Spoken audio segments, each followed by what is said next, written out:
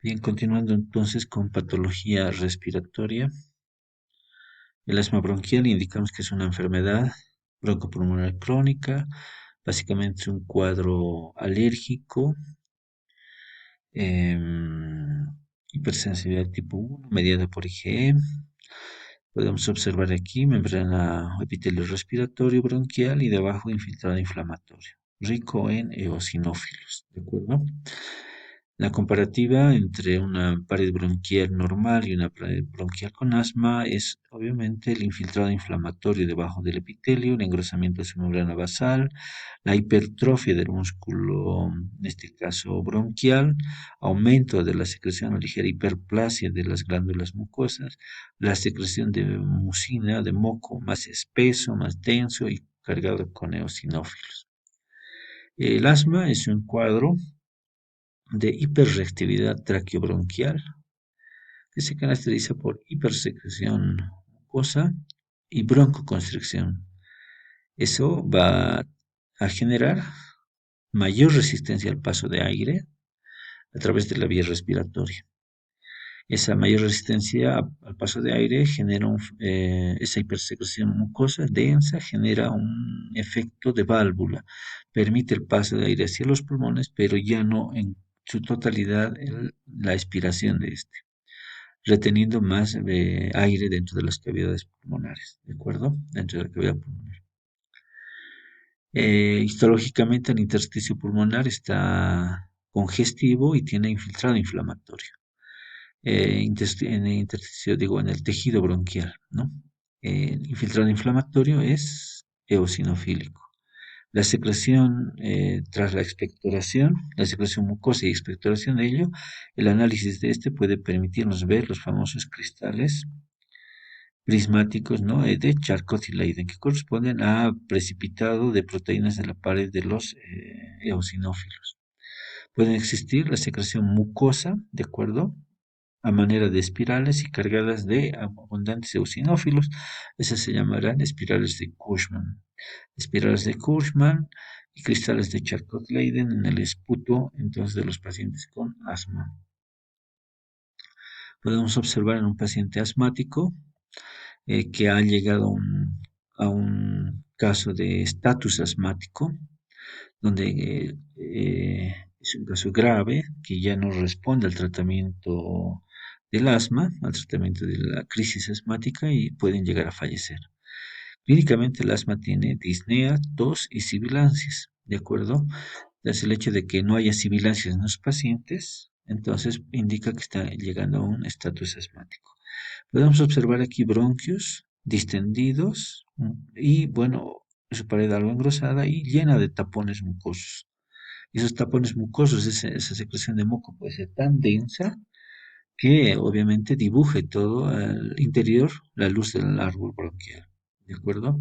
Puede existir entonces, vean aquí algo de epitelio respiratorio, una secreción de moco en la luz bronquial densa con eosinófilos que está obstruyendo la luz, un infiltrado inflamatorio muy marcado, congestión vascular, ¿de acuerdo? Eosinofílico el infiltrado inflamatorio. Bueno, histológicamente eso corresponde a asma, ¿de acuerdo? El asma puede estar originado por diferentes alergenos, puede ser el polen, puede considerar el ejercicio, el frío, la exposición a fármacos como derivados de la aspirina, por ejemplo, o la aspirina como tal. Entonces, ellos entonces pueden ser los causantes de asma o cualquier otra sustancia que considere dentro del campo de la alergia, ¿no? Un alergeno. Las bronquiectasias son otras alteraciones que igual pueden alterar el flujo de la vía respiratoria y básicamente son las dilataciones permanentes de distintos segmentos bronquiales, asociadas con inflamación y destrucción de la pared bronquial. Esta dilatación o distensión permanente de los bronquios pueden tener una distribución irregular, ¿de acuerdo? Varios bronquios pueden estar alterados, distendidos, su pared inflamada y acumulando secreciones que pueden sobreinfectarse o infectar el parénquima más distal. La bronquiectasia, entonces, es esa dilatación permanente de segmentos bronquiales con inflamación y destrucción de su pared. Aquí podemos observar parénquima pulmonar, alvéolos y aquí un bronquiolo. Aquí algo de epitelio respiratorio erosionado y una inflamación y fibrosis de la pared bronquial. Vean el filtrado inflamatorio. Enfermedad pulmonar restrictiva, no lo vamos a mencionar. Infecciones pulmonares. Las infecciones pulmonares hablan de básicamente neumonía. La neumonía es la infección del parénquima pulmonar. Puede deberse a bacterias que se adquieren en la comunidad y, bueno, infectan, colonizan y proliferan y generan un proceso signo-sintomatológico que se llamará neumonía. El agente causal de la neumonía de la comunidad es el Streptococcus pneumoniae o simplemente neumococo. Sin embargo, la neumonía también se puede adquirir estando en el hospital. De acuerdo, 2 semanas después de una internación, una semana, más de una semana de internación, sin que el paciente haya ingresado con cuadro pulmonar, y adquiere entonces la enfermedad, la infección pulmonar en el ambiente hospitalario. Eso se llama ah, neumonía intrahospitalaria, ¿de acuerdo? Obviamente es mucho más seria, los microorganismos son resistentes a diferentes fármacos y obviamente es mucho más grave. La neumonía de la comunidad, en cambio, se presenta en extremos de la vida y es un agente causal muy frecuente el neumococo. ¿De acuerdo? No es el único, pero es el más frecuente. Tiene distintas fases la neumonía. La primera fase de congestión o edema, como su nombre lo indica, hay exudado, hay congestión de los septos alveolares y exudado en el interior de los alveolos. Luego viene una fase de hepatización roja, donde el pulmón ya no es esponjoso, rosado, tiende a ser más violáceo, más lleno de sangre y más consistente, tal y cual fuera el hígado. ¿De acuerdo? Entonces hay eritrocitos en los alveolos, leucocitos en escasa cantidad todavía y fibrina. Luego, aquí primero hay polimorfonucleares, ¿no? En la fase de hepatización gris eh, existe entonces mayor cantidad de leucocitos, fundamentalmente ya hay más fibrina, hay más linfocitos, macrófagos, ¿de acuerdo? Ya están apareciendo los macrófagos en la fase de hepatización gris. Y finalmente en la fase de resolución solo hay macrófagos y terminan de fagocitar todas las células inflamatorias, detritus, bacterias que hayan quedado en el interior de los alvéolos para nuevamente permeabilizar estos y recuperar el parénquima pulmonar para su función de intercambio de gases. La neumonía puede afectar un lóbulo entero y se llamará neumonía lobar, ¿de acuerdo? O puede afectar a varios alvéolos diseminarse a través de los bronquios y a aparecer en varios focos, ¿no? Eso se llamará neumonía lobular y se disemina a través de los bronquios o simplemente bronconeumonía. Aquí tenemos ejemplos, entonces esto es normal. Histológicamente aquí podemos ver un pulmón que tiende a ser más eritematoso, más violáceo, aumento de consistencia, entonces se llama fase de hepatización roja histológicamente y esto es lo que se ve, ¿de acuerdo? La fase más aguda. Es más definida, pasa esto entre el segundo, tercer, cuarto día ya se hace hepatización roja, ¿no? Es algo parecido al proceso inflamatorio usual en otros órganos. Y la hepatización gris, bueno, ya tarda mucho más, ¿no? En instalarse, en resolverse. Bien, aquí podemos observar entonces un cambio a fase de hepatización gris, de acuerdo, aquí hay mayor destrucción de hemátias y hay un exudado todavía, ¿no? Con leucocitos, con fibrina, ¿de acuerdo? Estos son estos cuadros de hepatización gris. Bien, la bronconeumonía habíamos indicado la diseminación a través de los bronquios a otros segmentos pulmonares, lobular en este caso, puede originarse de un solo foco y luego diseminarse a esos centros. Podría considerarse como una complicación de una neumonía. O otra complicación de la neumonía es la formación de colecciones localizadas de material purulento que se llaman abscesos, que no tienen paredes propias, ¿no? En este caso, la pared lo está formando el mismo parénquima. Otra complicación también de las neumonías pueden ser la extensión hacia la pleura, hacia el espacio pleural, piotórax, por ejemplo. Entonces, un absceso pleural, esos entonces puedan considerarse. Bueno, no se llama absceso, ¿no? Bien pleural en realidad. Em, Más ejemplos de cuadros neumónicos, ¿de acuerdo? Bien. Bronconeumonía habíamos hablado, igual, o lobular, ¿no? A focos múltiples, como podemos observar aquí, cuadros neumónicos, ¿no? Bronconeumonía o neumonía a focos múltiples. El absceso dijimos que es una complicación de, de la neumonía. Eh, Podemos observar también diferentes localizaciones de abscesos.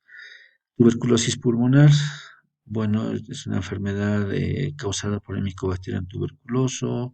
Se sospecha con tos y expectoración por más de 2 semanas. El paciente se hace una baciloscopía y lo que tenemos que encontrar en la baciloscopía, obviamente, son los bacilos de Koch o Mycobacterium tuberculoso, variedad hominis.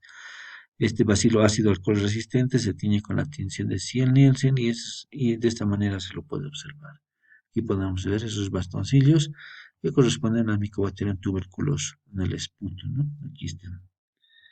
Bien, ocasiona en el primer contacto puede ocasionar lo que se llama primoinfección tuberculosa, el complejo primario, complejo de Ghom, que corresponde en una afectación iliar, una afectación linfática y una afectación parenquimatosa. Tres componentes tiene el complejo primario o complejo de Ghom en la prima infección tuberculosa. Complejo en palanqueta de Ghom también lo menciona, ¿no?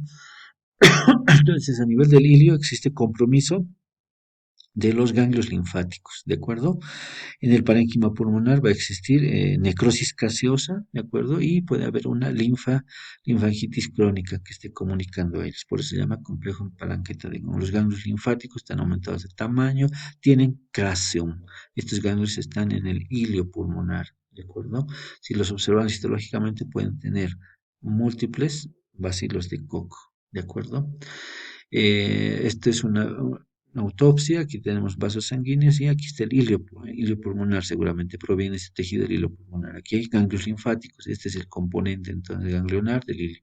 Pueden estar afectados los vasos linfáticos, una linfadenitis crónica y en el parénquima pulmonar existe entonces afectación del parénquima pulmonar, necrosis gaseosa, inflamación granulomatosa y luego, obviamente, cicatrización de ellos, ¿de acuerdo?